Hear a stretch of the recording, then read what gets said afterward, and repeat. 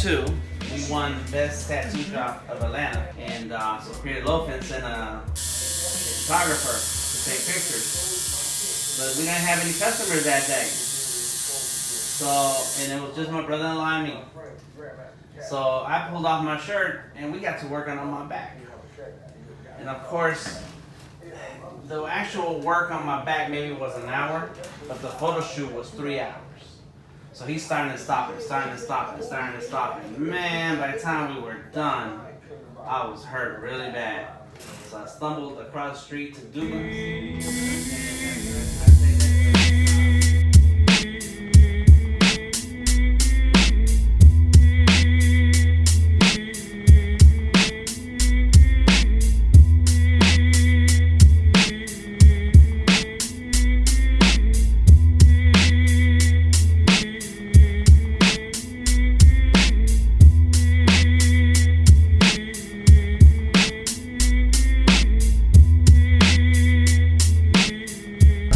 Oh man, what a day, what a day.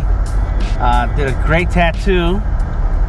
This big scorpion coming out the skin on Opie on the side. You'll see the video. And it was alright. He did pretty good. It's a very painful spot, the ribs, the side. It's always going to be sensitive. And I expect a lot of moving, crying, whining, complaining, cursing. That's just the nature of how of how people react to that type of tattoo, that spot in the body. People always ask, what's the least painful spot in your body to get a tattoo? And I always answer like a smart ass. I answer and I say on someone else's body. That won't hurt you. But there's no way out of some discomfort, or in some cases pain, when it comes to a tattoo.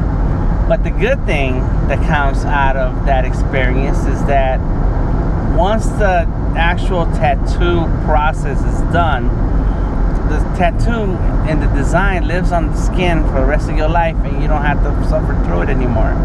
It's a one-time suffering. So it's what it's gonna take to get the art that you want. And Opie wanted a scorpion coming out of his skin on the side of his body. And I said, okay. I did not try to talk him out of it. I did not try to tell him to get the tattoo somewhere else in his body. I didn't tell him it was gonna hurt really bad. He did ask a few times, it's gonna hurt, isn't it? It's gonna hurt. It's like, yeah, you're gonna feel it. And it's a sensitive area, but that's what you're gonna have to do. You're gonna have to live with that. It's experience if you want that tattoo to be there on that body part where you chose to have it. So he went along with it, sat down, and it hurt. It hurt right away, and it hurts differently on the side depending on what area you're actually on top of. And so there was a part where it's on the belly area, a part where there's on the actual ribs, and it hurt. It hurt. Some parts hurt more than others, but I make sure that when I'm doing a tattoo that I am in touch with that person who's getting the tattoo, and I help them through that experience. A lot of times it can be as simple as just talking to them, letting them know that they're doing okay, that the tattoo's looking good. And then sometimes, like today, you go deep with it and tell them to breathe, and tell them how to breathe, and deep breaths, and slow down your breathing. And it's not as simple as just going into your happy place when that needle is hitting your skin. So that's what it took today. And he sat there. There was a bit of a shaking, which then made me adjust the art style that I was going to use to do the scorpion. As you can tell, I drew the scorpion right on the skin, so that way I can make the design fit the space, but also I get to play, I get to have fun in how I draw it out and the style that I use. But once the tattoo began, I had to readjust because he was shaking, he was moving his body, and I'm trying to follow the line, and I'm trying to stick to my design, and it wasn't gonna work. So 5 minutes in, I knew what I was going to have to do with the tattoo. I did coach him through breathing and making Obi feel a little calmer while I'm tattooing. But that's so that I can. But there was still going to be some shaking, so I went with a different art style. It fits the movement, so that way I know that it's not going to be a super clean straight line. It's still going to be a clean line, but it won't be super straight. And so now it has a lot of wavy lines that are there on purpose, and the whole design, it has the style all across. So now it looks like something that was meant to be that way. And those are the experiences that allow you to get creative with your talents to do a good job at the end of the day. It's tough. But it's fun. It's challenging. There's nothing out there that you can do as an artist, as a creative, to exercise those type of muscles and creativity. So that's done with that. Now I'm headed back home and go ahead and finish up this Wool Wednesday design. That's what I want to do. I want to finish that today and get back on the character concept artwork featuring me. And because I got some projects that I need to finish, including the CCI artwork. So I'm waiting on some pictures for them to send me some pictures so I can go ahead and finish off. I'm supposed to have 20 drawings done, and so that won't take. It's not going to be hard to do. It's just going to take a lot of time. And so the sooner that I finish some of the things that I got floating around, the sooner I can get on that one, and then move on to what's next. And I got a couple of books that I need to work on, some children's books. So it's a list. It's a long list, and I'm having fun. I like to say that it's like that. My drawing life, the time I spend drawing, the time I spend doing my art, it's like being in kindergarten all over again. And I don't remember kindergarten. I have pictures, but I don't remember it. I do remember my teacher was Miss Flores, and I only remember that because she has the same last name as me. So in any case,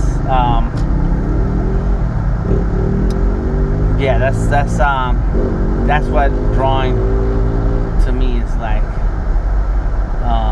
Having a good time, enjoying myself, and being in kindergarten every day. All right, let's get to it. Art life all day. Even when on the days off, it's still art life. Because that day off means a day off from client work or from the type of artwork that stresses you out a little bit. There is artwork that is stressful. That shouldn't have done that. There's art that's a little stressful. There's art that's taxing you all the way. It can be tedious, but so then you have to look for those times when you can play with the artwork, and it's all about you and your experience. And those are days off. All right, let's get to it.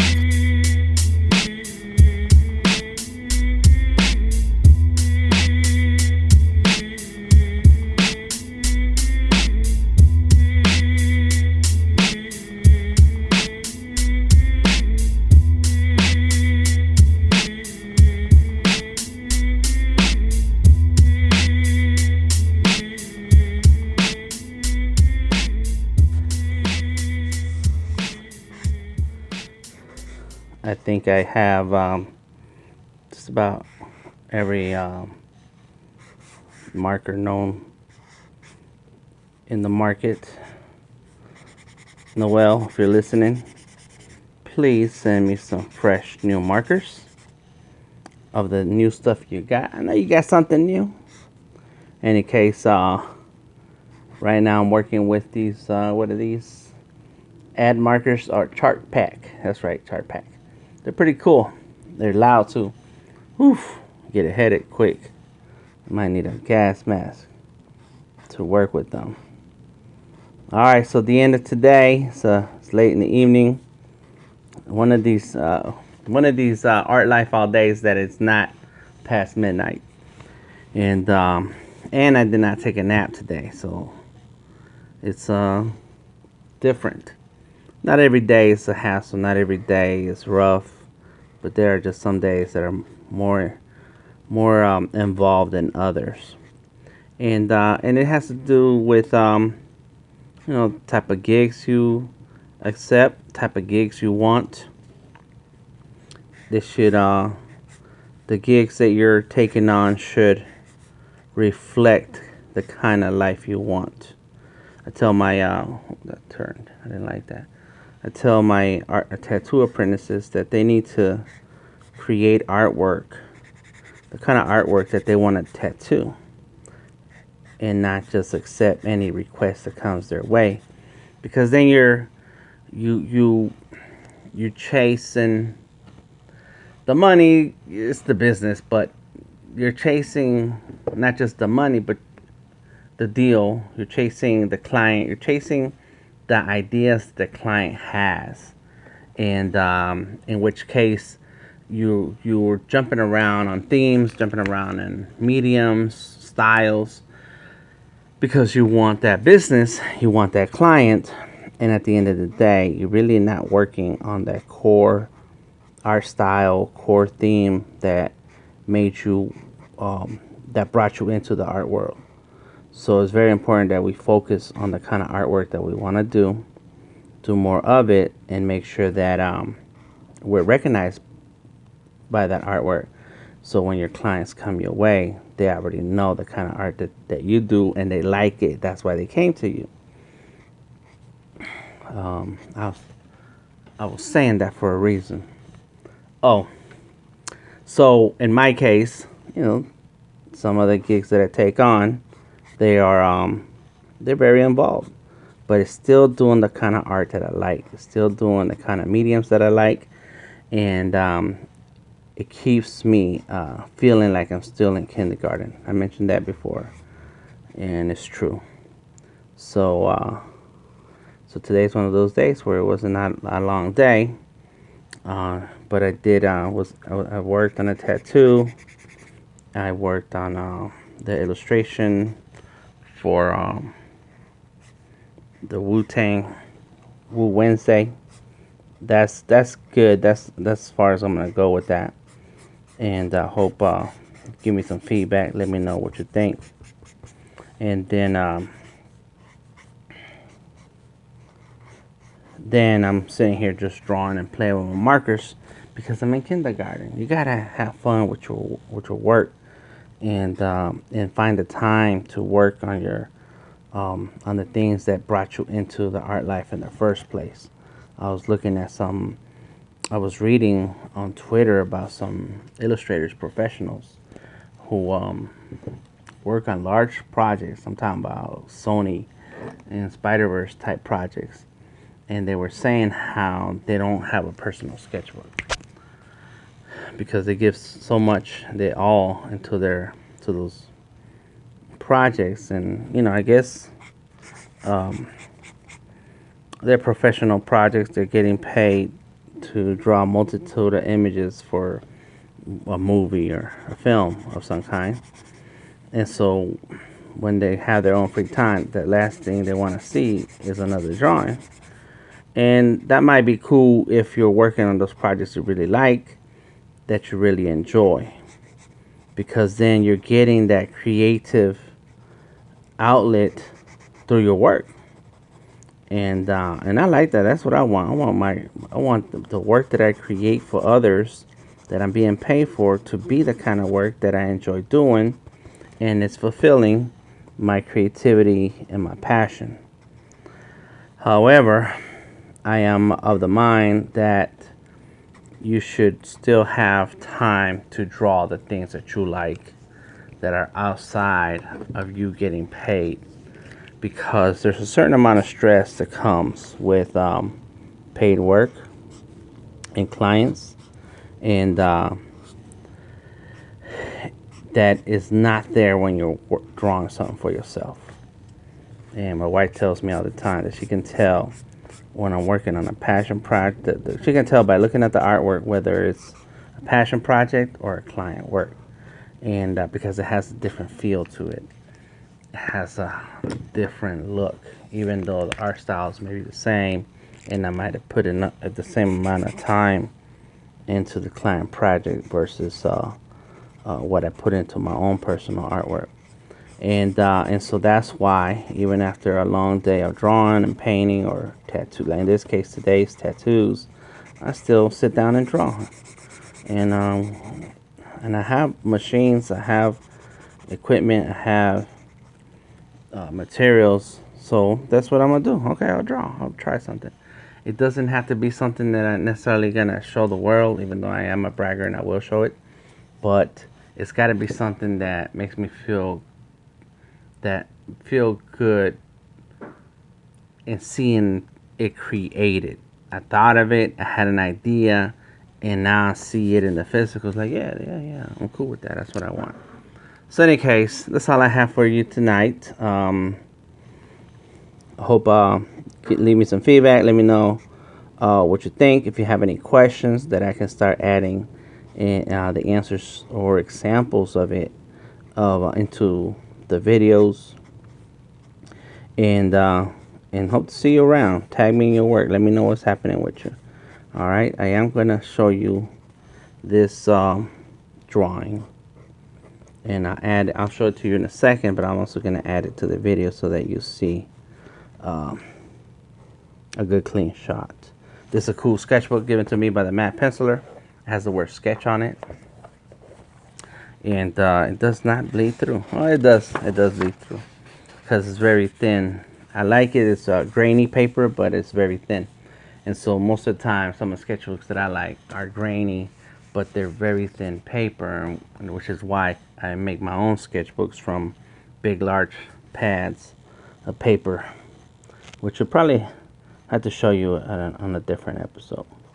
Cool. So that was today, Sunday, the 15th of September, and we'll talk soon.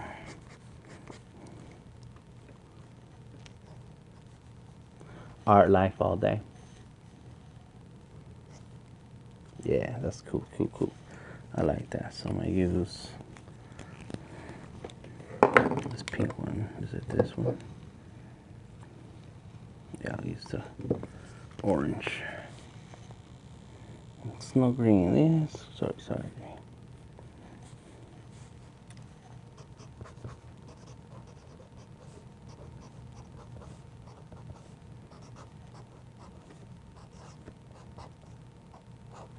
Yeah.